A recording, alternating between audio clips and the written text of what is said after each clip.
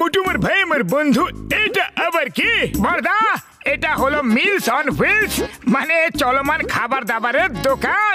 যেখানে চাইবে যা চাইবে সেটাই গরম গরম বানিয়ে খাওয়াবো। ওরে বাবা, চটপট কিছু একটা খাইয়ে দাও, আর টাকাও চেও না কিন্তু। ওকে, এখনই নাও।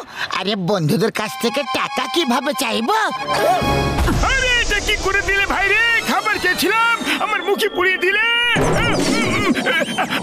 আরে এমনটা কেন করলে? হ্যাঁ মোটু, ওই আরে বড়দা, এখন মার খাওয়ার মোটেও ইচ্ছে নেই। আমরা চললাম, তোমরা তোমাদের খেয়াল রেখো। সকাল সকাল জানি না কার মুখ দেখে উঠেছিলাম ভাই।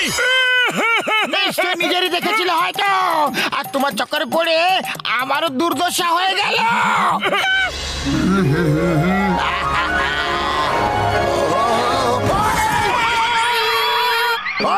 ঠিকভাবে কি সাইকেল চালাতে পারো না তুমি?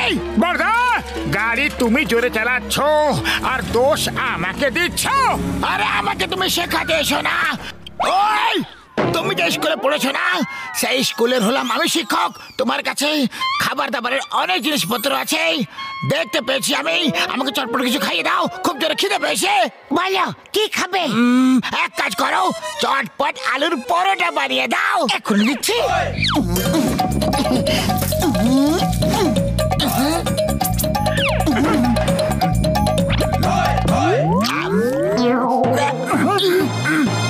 আরে বাহ, এর মানে পরোটা এত ভালো হয়েছে যে আনন্দে তুমি নাচতে শুরু করে দিয়েছো।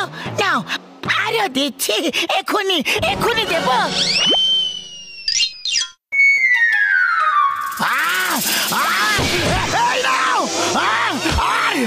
তুমি নাও। পাতলু, মনে হয় বক্সার দাদার আলুর পরোটা ভালো লাগেনি। হ্যাঁ, মনে হচ্ছে ওতে ঝাল বেশি হয়ে গেছিল।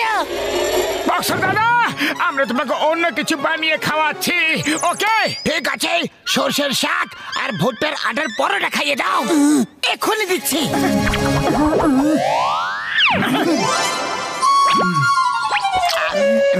বক্সার দাদা, কি হলো? আরে তোমরা সত্যিতে রান্না করতে পারো কি না? কোনো ব্যাপার নয় বক্সার দাদা, আমরা আপনাকে অন্য কিছু বানিয়ে খাওয়াচ্ছি। ওকে।